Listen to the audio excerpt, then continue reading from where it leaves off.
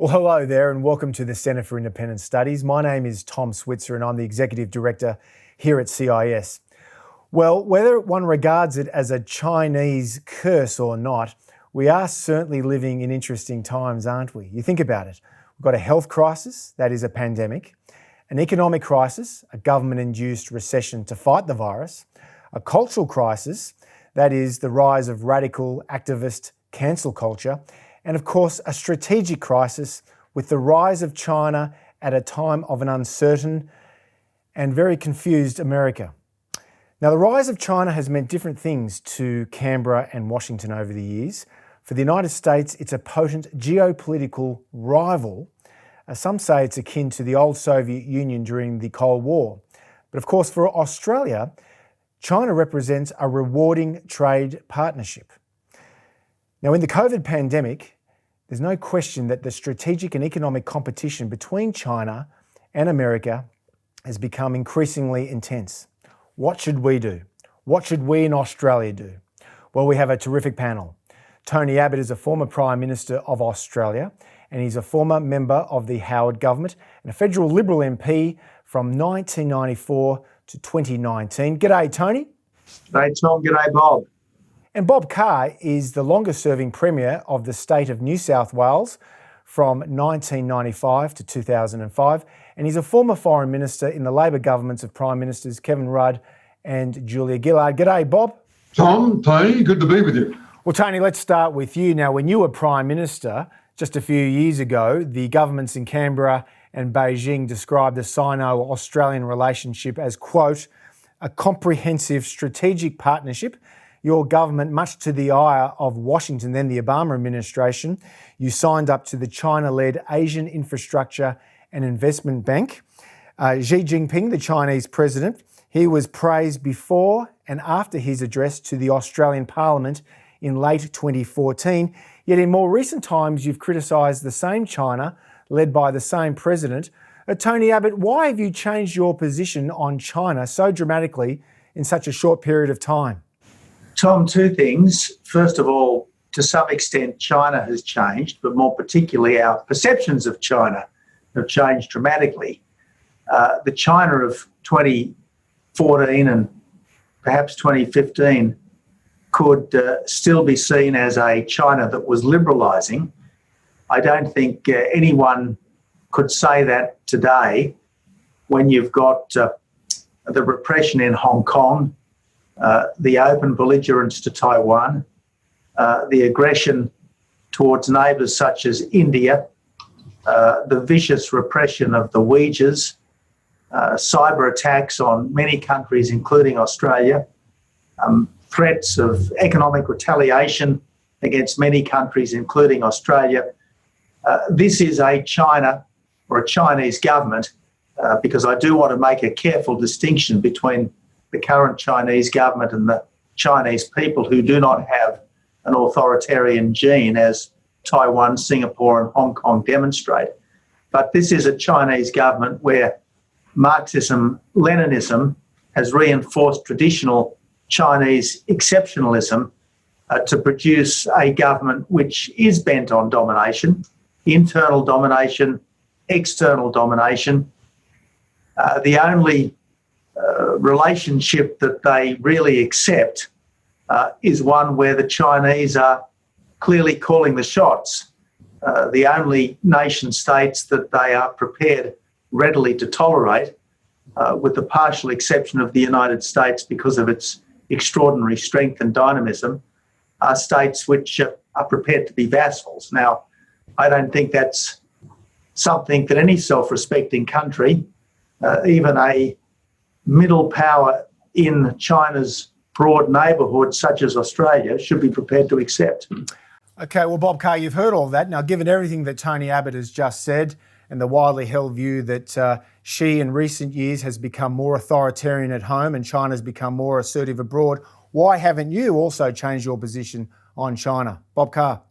On those key litmus questions, Tom, South China Sea, the treatment of Uyghurs in Xinjiang province, and the end of, I think, the tragic end of Hong Kong's autonomy, on those three litmus questions, I've got no difference with the current Australian government. In fact, in my social media commentary, in things I've said in television and radio interviews, I've used and somewhat deliberately used the same terminology as used by the serving Australian Foreign Minister. So that's one category of issues. Let me take another category where my difference with the government has been not what they've done, but the way they've gone about it. If I'd been Foreign Minister, I would have been second to none in the world in saying to my Chinese counterpart, this virus started because of the persistence in China of a social practice of eating the meat of wild animals. Wet markets, the trading, underground, semi-legal. We've got to hold you responsible for this because what happened in 2003 with the SARS virus was a warning about the malign effect of this trade in wild animal meat. It goes on elsewhere in Asia, but we expect more of a country reaching developing state status, such as China. But the way Australia attempted to get that inquiry was, in my view, and the view of others, diplomatically inept. What about building coalitions with the Europeans, with friends like Japan and India? And what about involving China in the process from the very start? So no difference with the policy objective, but a feeling that Australia's ineptitude in the diplomacy here, I think diplomacy coming from the Prime Minister's office, had let us down. The second example, I'll hurry through it, is Huawei. I said in 2018 that without access to the security briefings that the National Security Committee of Cabinet had, I was neutral about Huawei. Looking at it now, Tom, I would say there was an inevitability about the decision we took. But why did we have to turn it into an issue of alliance loyalty? With the then Prime Minister, Malcolm Turnbull, trotting out of the National Security Committee of Cabinet, down the corridor to phone Donald Trump and let the media know that he'd phoned him with the decision, as if it wasn't about Australian national interest, it was about us being deputy sheriff. The other point is, with Huawei, we could have got away with the decision we made without advertising in December 2018 through our security agencies, who we let loose in the media, that we regarded this as a model for the rest of the world. The Japanese were far more diplomatic in the way they handled it, and I think that was an invitation for Australia to be a bit more sophisticated in our diplomacy. So there are two issues where our disagreement with the government has been not the policy outcome or the objective, but the way it was pursued. And I think Australian diplomacy could have handled things better. But just to sum up, just to conclude this, your answer on this point, my view, Tom, is no different from what John Howard said 2 weeks ago. This is my current stance on China. My current stance on China, I couldn't improve on the words that John Howard used when he said only on July 23rd that Australia had to live with China and should take a pragmatic approach to its dealings with the country. Pragmatism. Because we're entitled to have, even as a dutiful American ally, the right to run a pragmatic national interest-based policy with China. This is me talking, not Howard. Yeah. And I'll conclude with the rest of Howard's quote. We must remember the end game. And the end game is to maintain, to the maximum extent consistent with our values, a good economic relationship with China. And he said that, Tom, he said that in a month, when China bought precisely 48% of all our exports. Yeah. And that's what complicates this relationship with China, Tony. Many economists believe that the main reason why we weathered the global financial storm more than a decade ago is because of the China connection. Let's get your reaction to something that Linda Jacobson from China Matters, this is what she told the Australian Financial Review in 2019. Whatever you think about China, financially and economically, there is no market that will replace China for decades as far as Australia is concerned. We can quibble over how Australia got here, and we can all agree this kind of dependency is very unhealthy. The fact of the matter is, Australia is hugely dependent on China for its prosperity. Linda Jacobson goes on to say, China is going to be a trendsetter, a standard setter in a whole host of areas we haven't even thought about. This is a country we need to engage with deeply, whether we like them or not. Many in the security establishment who have been quite active in the public arena simply don't want to acknowledge this. Tony Abbott. Well, 2 points. Bob, much as I admire your scholarship and respect your achievements in public life, I hope you'll forgive me the observation that you spent most of your first answer attacking the Australian government for matters of style rather than focusing on the errors of substance for which the Chinese government is plainly guilty. I mean, sure, you can always argue about tone, but I thought the Australian government did pretty damn well getting the World Health Organization to unanimously to support the Australian-sponsored resolution calling for a full investigation into the China virus, so to speak. Look, the other point to make is that China does not buy our goods out of a spirit of benevolence towards Australia. China buys our goods because it's good for China. And as long as China needs our iron ore, our coal and our gas, it will keep buying our coal, iron ore and gas. And the interesting thing about those commodities is precisely that. They are commodities. And there is a world demand for all of those things. And at least in the short term, if China chose to punish us by buying iron ore from Brazil, the people currently buying iron ore from Brazil would presumably buy it from us.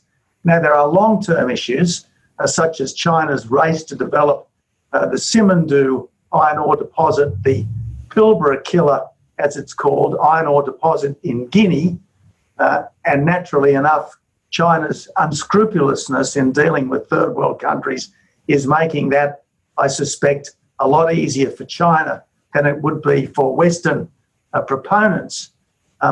So there are obviously issues, but on the fundamental point, I don't think that selling things to China makes us dependent on China. I think it's more buying things from China that makes us dependent on China. And my concern at the moment, given China's willingness to turn things on and off like a tap when it suits their strategic interest, or, if you like, their current propaganda interests, is that we are too dependent upon China in our own supply chains. Well, a year ago, in August of 2019, CIS hosted the US Secretary of State Mike Pompeo, and I put to the Secretary of State Hugh White's argument that Australia should not follow America down the road to a potential confrontation that America may not win, and this was his response. Yeah, look, you can sell your soul for a pile of soybeans, or you can protect your people. Our mission set is to actually do both. That was Mike Pompeo at CIS in August of 2019. I mean, Bob Carr, does the Secretary of State have a point there when he says that security trumps prosperity? I certainly agree with that proposition. The words you've chosen, security will always trump prosperity. It would be a sad position, though, if we retreated to that either-or stance. And I don't think there's any need for us to do that.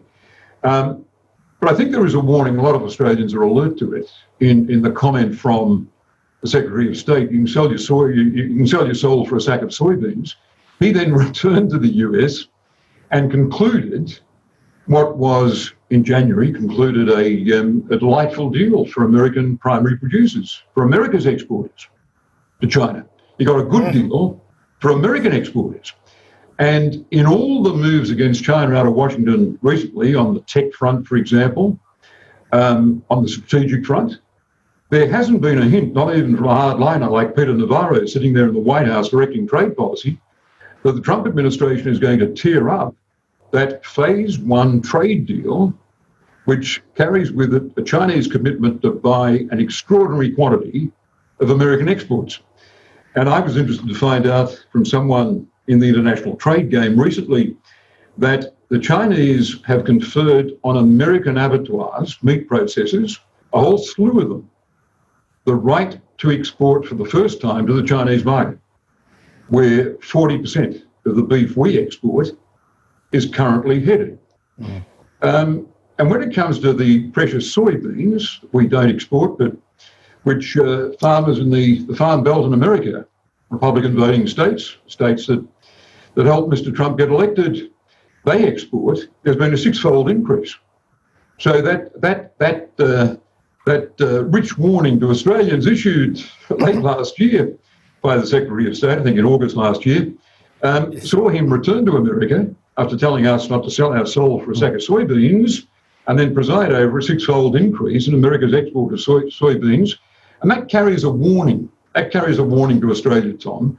And that is, it is very possible for America entering this phase of heightened competition and rhetorical combat with China that's going to carry on for the next 100 days and which holds real dangers. It's very easy for America to get us hot and bothered about China and then quietly slip into the markets that we lose. Now, it is possible through an old-fashioned device called diplomacy, invented centuries ago, for Australia to do what we've done very well under Prime Ministers Hawke and Keating, Fraser, John Howard, Tony Abbott, to maximise our trade advantages in China without surrendering any of our values. Tony, with us tonight, concluded a hugely beneficial free trade agreement. It got Australian wine onto supermarket shelves in China without any tariffs, enabling us to compete with New Zealand and with the US and with the French. We didn't surrender. Tony would be the first to remind us of this.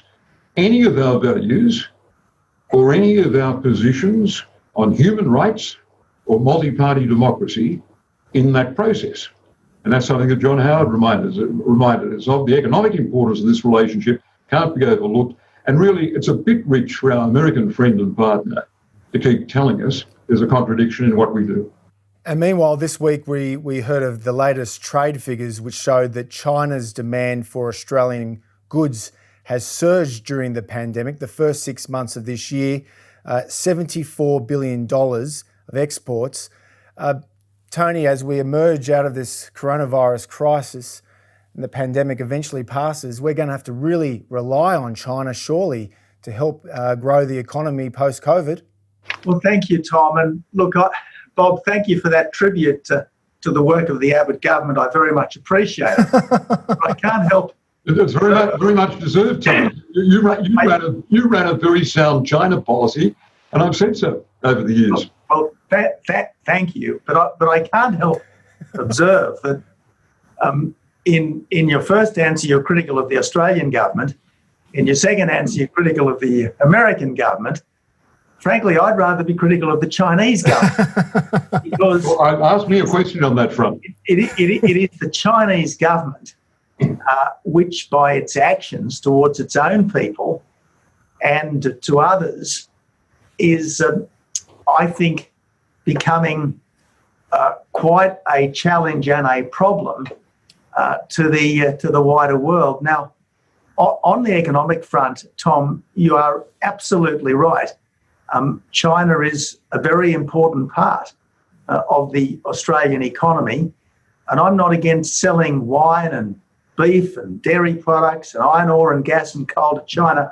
As far as I'm concerned, we should sell as much as we can to China, because when we're selling to China, it's China that's dependent upon us. The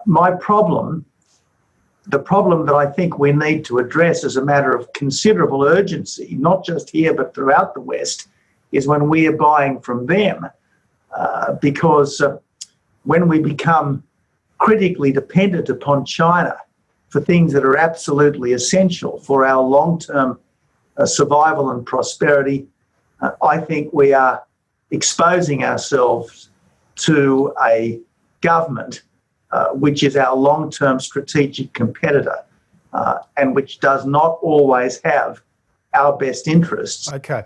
Well, on that note, Bob, let's ask you a China question. If China's rise does continue dramatically, its economic rise, does it stand to reason that it's likely to become a superpower and seek to dominate Asia? Bob Carr. Well, I think the iron rule of international relations is that if a power overreaches, then you will see the balancing effect of powers that feel threatened by that. They will join together. It happens as the night follows the day. If China takes insensitive moves that threaten the 10 nations of Southeast Asia, the nations bonded together in ASEAN, then there will be a shift in ASEAN attitudes towards China. If China, and I'm critical of China's behaviour towards India, and I would have no criticism, Tony, of the Australian government's stand on that. Mm-hmm. But if China antagonises India, then India would respond in a way that China would not appreciate. And that is by stepping up its strategic cooperation, its defence cooperation, with both the United States and countries like us allied with the United States. So this has in international relations, there are corrective forces at work. Right now, the nations of Southeast Asia think they're well placed to manage bilaterally their relationship with China. As George Yeo, a former foreign minister of Singapore, said, we in Southeast Asia have had hundreds of years of experience in our relationship with China. They think they're pretty practiced at it. And I don't think Canberra would be clumsy enough to imagine. I don't think our diplomats would be clumsy enough to imagine that our high commissioners and ambassadors in 10 Southeast Asian capitals are able to lecture those governments on how they should design their China policy. But if China overreaches, the correction will be felt. And it will be Japan doing what Japan's not ready to do at the present time. And that is move closer to India and closer in ways to Australia. Meanwhile, we should just stress that Vietnam, an old Cold War foe of the United States, has been clamouring for security guarantees from Washington in the face of a rising China. So there are countries in the region, although they have that relationship with Beijing, they're nevertheless anxious. And that brings us to the South China Sea. China's conduct in the South China Sea 4 years ago was ruled illegal by the International Tribunal at The Hague. Tony Abbott, the Liberal governments under your Prime Ministership, Malcolm Turnbull's Prime Ministership, and now under Scott Morrison, have been supporting The Hague's decision. And in just recent weeks, Scott Morrison's government, Maurice Payne, the Foreign Minister, has said that the Chinese conduct is indeed illegal. If we're so committed to upholding the rules-based international order, and we're so anxious about China's rise in the South China Sea, how come Australia doesn't support freedom of navigation patrols through those contested islands in the South China Sea? Tony Abbott. That's a very fair question, Tom. This was something that I was bringing my mind to not long before leaving the Prime Ministership, because we can't expect the Americans to be the only country that upholds the international norms. We can't expect America to do all the heavy lifting. Now, I think sailing within 12 miles of a heavily defended, highly militarised artificial island occupied by China would be a bold and a tough call. But I think at some point in time, sooner rather than later, Australia should be prepared to do it. I think obviously we'd also have to be prepared for adverse consequences in a whole range of areas. But as a general rule, I do absolutely make this point that we cannot expect the United States to do all the heavy lifting when it comes to international norms, when it comes to maintaining the universal decencies. And certainly we should not allow countries to militarise the oceans just because they can. Well, John Mearsheimer from the University of Chicago, he's a distinguished professor of political science. He spoke at CIS in August of 2019, and this is what he told me about China and America and how Australia fits into this increasingly intense strategic competition. If you go with China, you want to understand you are our enemy. you are then deciding to become an enemy of the United States. Because we're talking about an intense security competition. You're either with us or against us. And if you're trading extensively with China and you're friendly with China, you're undermining the United States in this security competition. You're feeding the beast from our perspective. And that is not going to make us happy. And when we are not happy, you do not want to underestimate how nasty we can be. Right? Just ask Fidel Castro. To take this a step further, let's assume that you side with China. Let's assume that you is correct and that the Chinese win. You help China win by siding with China. You think you're going to be happy in that world? You don't think they're going to interfere with your sovereignty? You got to come over to the Western Hemisphere, go down to Central America, go down to South America, and ask those countries down there how they like living with the United States of America. We have a rich history of doing horrible things in South and Central America, right? I'm glad from an American perspective that we're a hegemon, but I'll tell you, from the perspective of our neighbors, it doesn't look like a happy story. That was Professor John Mearsheimer at CIS. Bob Carr. Yeah, well, I think he's been answered by 2 Australian ministers and by our Prime Minister in the last few days. And that is in the assertion by our ministers in Washington for the AUSMIN talks, and by our Prime Minister speaking roughly the same time, that we will make our own policy on China. We had, in the speech that Secretary of State Pompeo gave at the Nixon Center in California, a demand that the world take on the Chinese Communist Party. Well, our Prime Minister has said, I've got his quote here, we're not making ideological war on China. And even after spending a day in the company of Secretary of State Pompeo, Maurice Payne, speaking for Australia, said the following, quote, we make our own decisions, our own judgments in the Australian national interest about upholding our security, our prosperity, and our values. So that's really an answer to John Mearsheimer and his demand that we follow all the way the American lead. Linda Reynolds said the same thing. In the same setting, having been exposed to the full Kansas charm and adamantine insistence on taking on Beijing from Secretary of State Pompeo and Secretary of Defense Esper, Linda Reynolds was saying, quote, we have our own policy on China and we were very clear in articulating that, unquote. And clearly they were getting the message from their own Prime Minister who said, quote, the fact that Australia undertakes our own actions and our own initiatives and our own statements is the significant point. So Mearsheimer, I think, is being provocative and challenging us. We're a very, very good ally on so many fronts in hosting the joint facilities on Australian soil, on extensive defence cooperation, in sending, Tony Abbott did it, I supported it when I was asked on Sky News, in sending Australian advisors and planes to the Middle East on a humanitarian mission at a crisis in the war in Iraq and Syria. We're a good ally. We're the first in to do it, and it was a considerable contribution.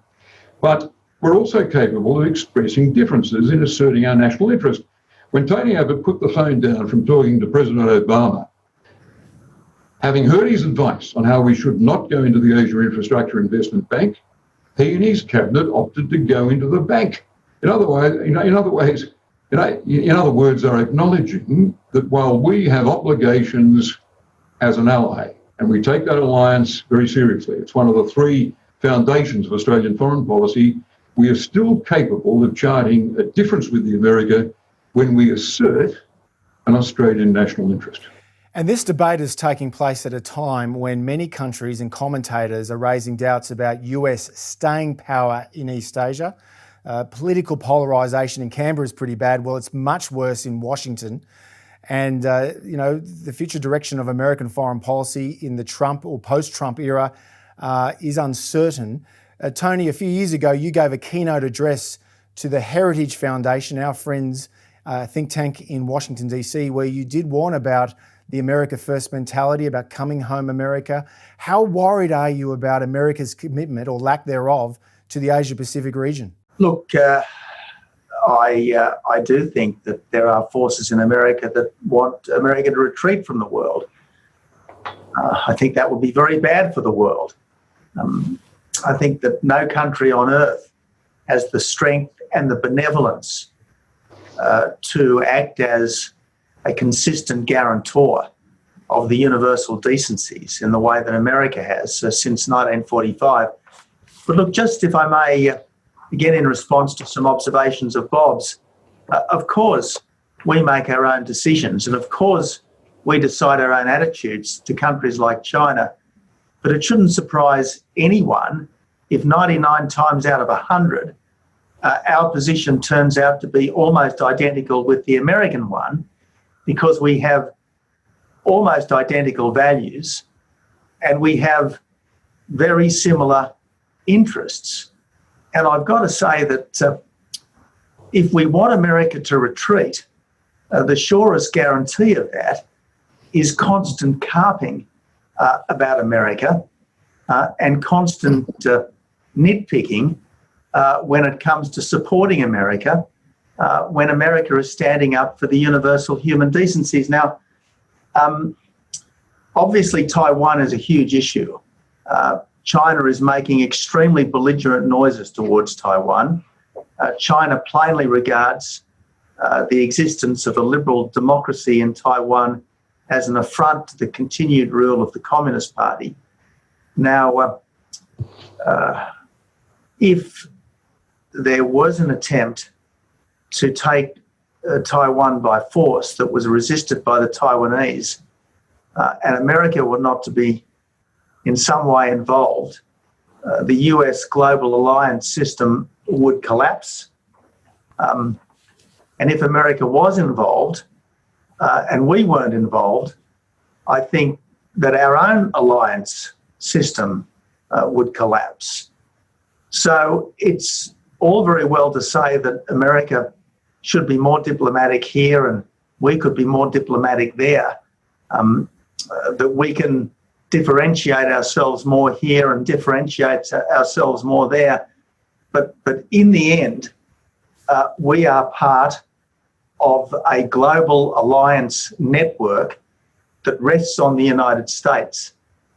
And again, we can't expect all the heavy lifting to be done by the United States. We have to be prepared to do at least some of it ourselves, not on our own, but in conjunction with our friends and allies. Yeah, Tony, the fact remains that you as Prime Minister, facing requests from at least 3, maybe 4 American admirals and a hint from a US Secretary of State, made the decision, the considered decision, that we would not run patrols within that assumed 12 nautical mile radius around artificial Chinese structures. I say assumed because not for a moment would any Australian government recognise that that's a valid boundary. But you made that decision, Tony. That was your decision. Well, no, you made the decision. You made the decision, putting down the phone from a US president, telling you not to lead Australia into the Asian Infrastructure Investment Bank. You made the decision to go in. So don't talk about anyone else in this debate being out of place to question American leadership. Well, on one occasion, you declined to follow the American lead and the request of its defence personnel. On the second occasion, you stood up to a very popular, formidable US President, Barack Obama, and said, on that matter, Mr. President, we will not be taking your advice. Tony Abbott, how would you respond to Bob Carr's observations that you stood up to the Americans? Tony? Well, I'm more than happy to be lauded for taking a robustly Australian position on things. And thank you, Bob, and thank you, Tom, for the plaudits. But look, I wasn't asked by the Americans to participate in a freedom of navigation exercise within 12 kilometres of one of those militarised islands in the South China Sea. I was not asked to do so. But the US admirals... Let Tony finish, Bob. Let Tony finish. They made that request publicly. It's on the public record. Well, there may well have been a US admiral who may well have said that he would like America's allies to do likewise, but there was no formal request. But look, as I said, I was certainly turning my mind towards it at the time when I stopped being Prime Minister. And my strong inclination, under the right circumstances, when we were capable of responding effectively to any interference from China, would have been to do one. That would have been my strong inclination. Look, on the subject of the Asia Infrastructure Investment Bank, I took the view, the Abbott government took the view, that provided the governance standards were changed quite substantially from those that originally operated, so that they much more reflected the governance arrangements for standard international organisations, we'd be happy to join. But we didn't join on China's terms, but we joined on our terms. And of course, on our terms, my suggestion to both the United States and to Japan was that they should join. Now, thus far, they haven't. First question here from Andy. It's a question to Bob Carr. What do you think of the infiltration in Australia's various institutions, business, media, agriculture, research, bearing in mind the research conducted by Professors John Fitzgerald at La Trobe and Clive Hamilton from Charles Sturt University? Bob Carr. Well, I think the statements by those two are profoundly ludicrous. When Clive Hamilton says that China has a territorial claim over Australia, we're being asked to contemplate something that has no evidentiary base whatsoever. When Clive Hamilton says that 40% of Chinese Australians are ready to take to the streets to rise up in support of Australia's enemy, these are his words, Australia's enemy, China, he's talking about a community, a very loyal Australian community, that has no telephone box minority even contemplating such monstrous disloyalty to the country that has given them such a welcoming home. When I hear stuff about Chinese students on Australian campuses, they're pursuing CP propaganda and all the rest, and I spent some time taking out serious research that shows with 130,000 Chinese students in Australia, there have been a mere 4 incidents where there have been disagreements, and polite disagreements at that, between them and their staff. I think we're looking at a panic campaign. I think the greatest injustice, however, has been done to that large and very loyal Australian Chinese community. I know as only a premier with 10 years standing can know the diverse, and a Prime Minister too, to be fair to Tony, the diversity of the multicultural nature of the Australian nation. And I've got to say, there is less interest in the politics of the homeland from Australian Chinese than there would be from very many other loyal Australian multi-ethnic, Australian ethnic communities, Australian communities.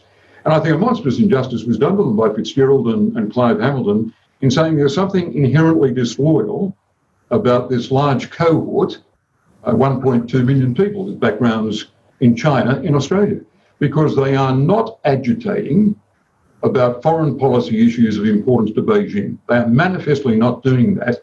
And at every occasion, they've demonstrated the loyalty to the country of their adoption. And the China panic did immense damage to their self-confidence about the extent to which they are welcomed in this country. And I think that's very, very sad. It is a great debate about the extent to which China threatens our sovereignty, but at the same time, you have the other view, which says that Australia's media organisations are grossly exaggerating the China threat. Here's Paul Keating, one of your predecessors, Tony. This is the former Prime Minister talking at a security conference sponsored by the Australian newspaper in late 2019. There's alarm in Australia at the scale and speed of China's rise, and this comes out particularly in the hysteria in the media, especially the Sydney Morning Herald and the Age, but run up often clearly in the rear by the Australian. The Australian media has been recreant in its duty to the public in failing to present a balanced picture of the rise, legitimacy and importance of China, preferring instead to traffic in side plays dressed up with the cosmetics of sedition and risk. Former Prime Minister Paul Keating. Tony, you're a former Prime Minister and a former journalist. Your response? Well, again, we former Prime Ministers don't like being critical of each other. We like to pay each other the due respect that the office deserves.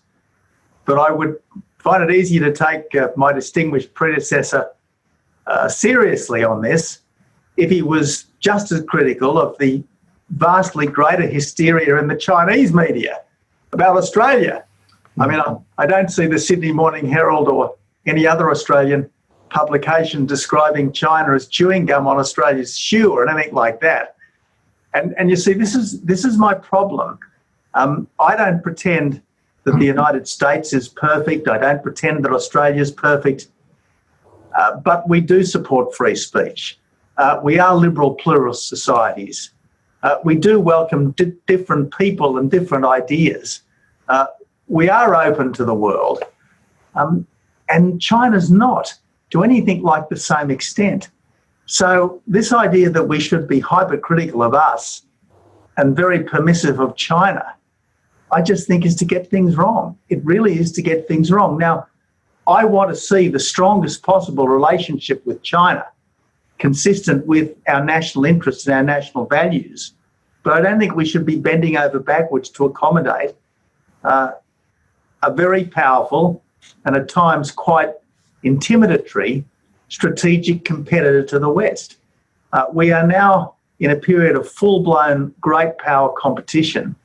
And rather than say a plague on both their houses, I think we have to be fair dinkum and say, look, America is one of us, so to speak, in a way that China isn't. Now, I would like China to change, just as I suppose the Chinese would like us to change.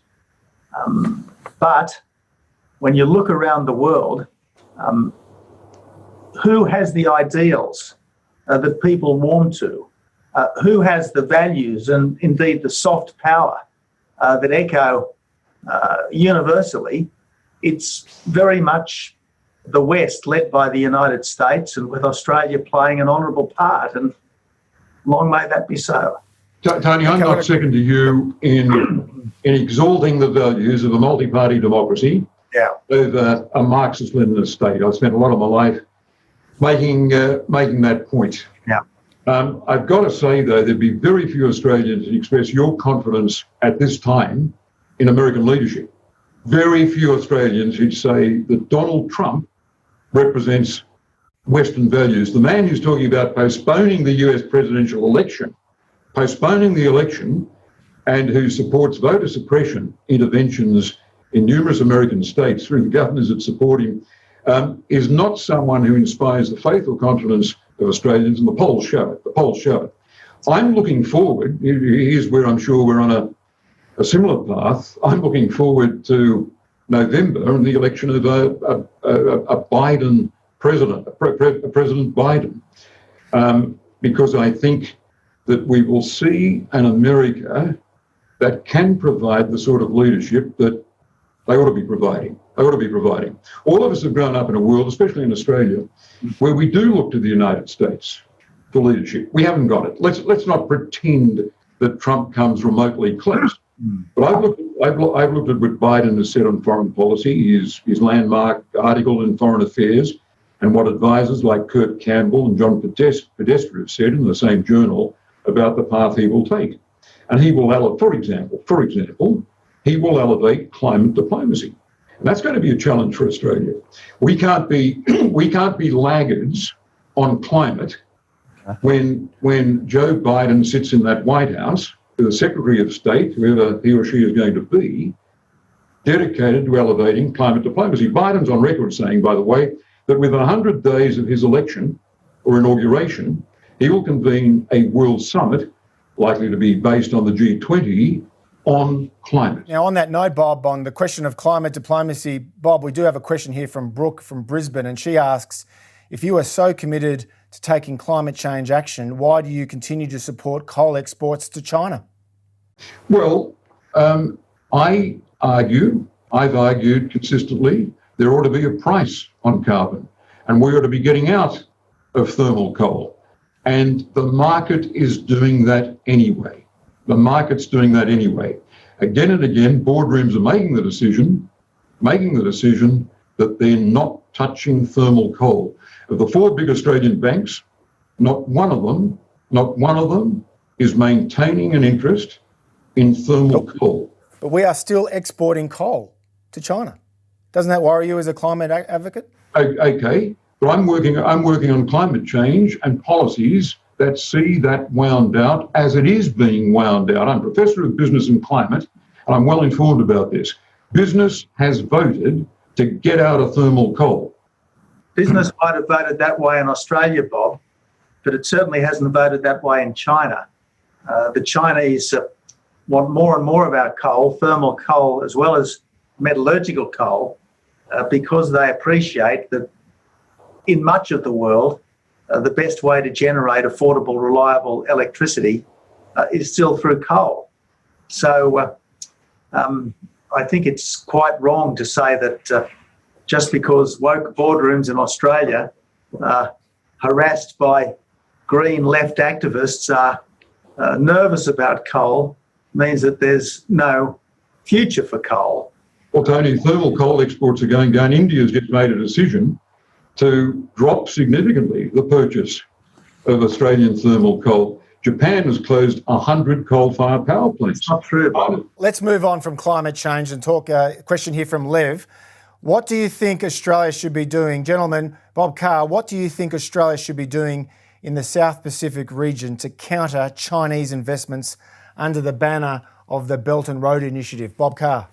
Yeah, there's not much under the banner of Belt and Road Initiative in the Southwest Pacific, but I think we've got to accept that as China's overseas development assistance program, its aid program increases in line with the size of its economy and its international involvement, we're under pressure to deliver more.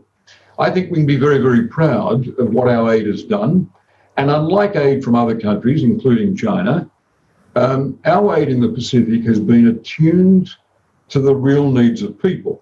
We've avoided the sort of showpiece investment. The time when China's going to challenge us is when they get out of building fancy offices for presidents and prime ministers and get in to doing what OECD countries would consider their appropriate aid profile. And China, I think, will do that, and their aid will become more effective.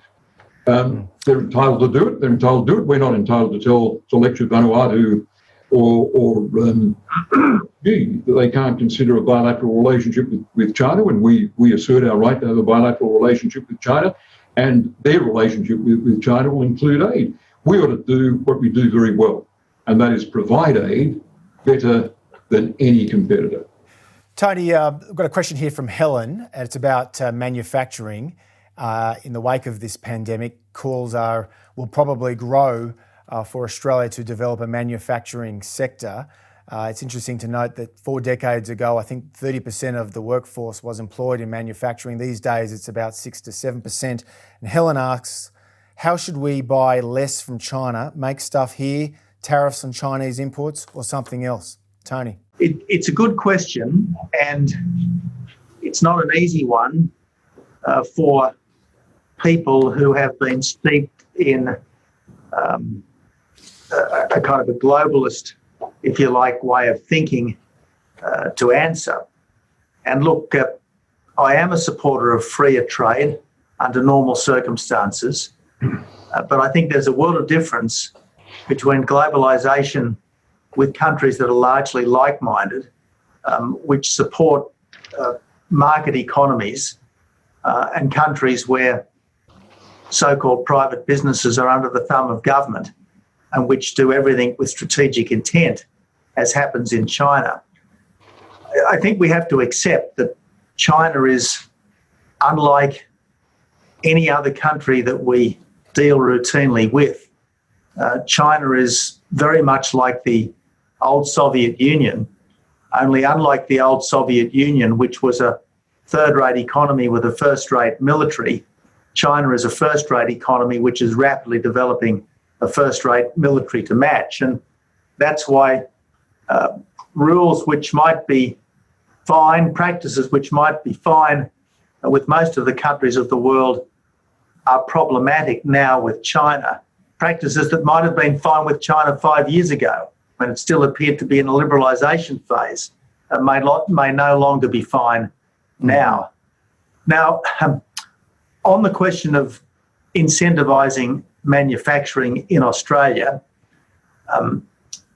the first thing that I think we should be doing in all of Australia's own government purchasing, I think we should be giving a premium to suppliers who are sourcing their material locally. I think that's the first step in this path, but this is certainly something that has a long way to go, and I do think that we need to work out as a country what are the things on which we want to be totally self-reliant, what are the things on which we're prepared to be reliant on our friends, and what are the things on which we're ready to be reliant on the wider world. Let's change the subject and put this in a broader philosophical context. Bob, Jocelyn here asks the question about China's trajectory. Now, when Deng Xiaoping modernised China, or started the process of modernisation about 4 decades ago, elite opinion, this is Jocelyn, was with the economic advances that would lead to a middle class, and that middle class would demand some form of democracy. We clearly saw that process evolve in South Korea and Taiwan. That hasn't happened in China, and the prediction hasn't come to pass. And Jocelyn says that, in fact, enhanced by technology, the Chinese Communist Party has turned China into an even more dystopian society. Were we naive about China's trajectory? Well, people who spoke about that trajectory, I think, qualified it. None of us could have been certain. I don't remember waxing particularly optimistic about this. Some people did. It's a very good question. I'm still of the view that as that middle class expands, it will assert itself. And the technology that bears down on it pretty oppressively now will end up inevitably being a force for self-expression and criticism. This current president has made policy for China in an ideological and authoritarian manner. That can't be an assumption about his successor, and we can't assume that change won't come sooner rather than later in China. China will change as it's done over all its millennia of recorded history. And the change from one emperor to another, policies being reshaped by the incumbent, is almost an eternal process in China. And there'd be China watchers, there'd be sinologists with a deeper knowledge of this than I, who would tell you that China's not frozen forever. The genius of the Chinese people will express itself. And Sun Yat-sen's notion that China can be a democracy, self-governing, proud of its history and its traditions, and committed to social justice, but a parliamentary democracy, is still rooted there. And so I'm an optimist about that.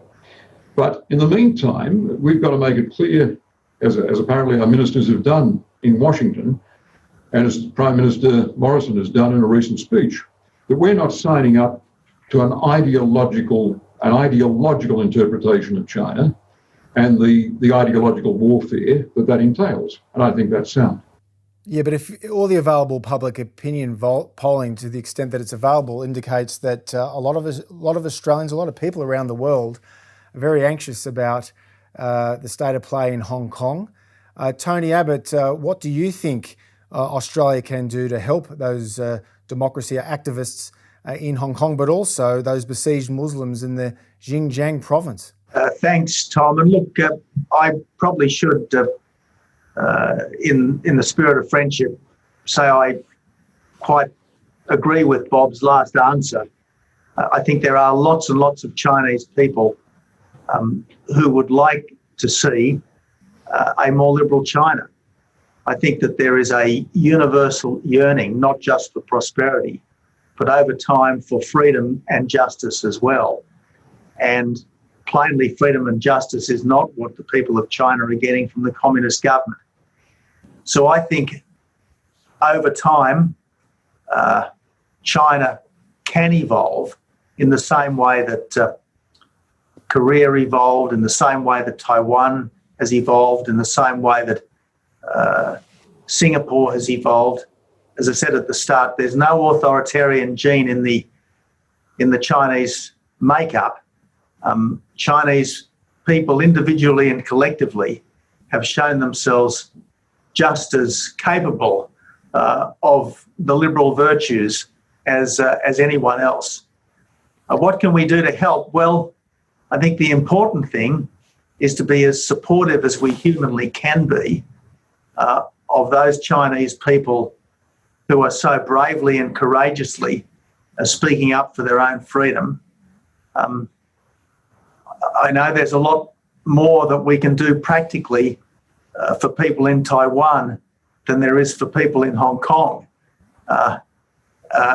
And little that we can do for Hong Kong, there's even less that we can do for the Uyghurs of the far west. But nevertheless, whatever we can do, we should. Again, I think we need to make a very firm distinction between the current Chinese government, which is pretty brutal and horrible. That's not to say that we can't, from time to time, make common cause with it, as my government did on things like MH370, and as we did in terms of trying to have at that time freer trade. But I think we should make a very strong distinction between the Chinese government, which is pretty ugly, and the Chinese people, who are wonderful, decent people, just like human beings everywhere, by and large, are wonderful, decent people. We are fast running out of time, but gentlemen, before we conclude proceedings, I want you to answer very succinctly this question, that given that relations between Australia and China have not been so bad since, probably the late 60s, early 70s, before the Nixon-Whitlam overtures to Beijing, what can we do, what can Canberra do to try to repair that relationship? Is there anything we can do? First to you, Bob Carr.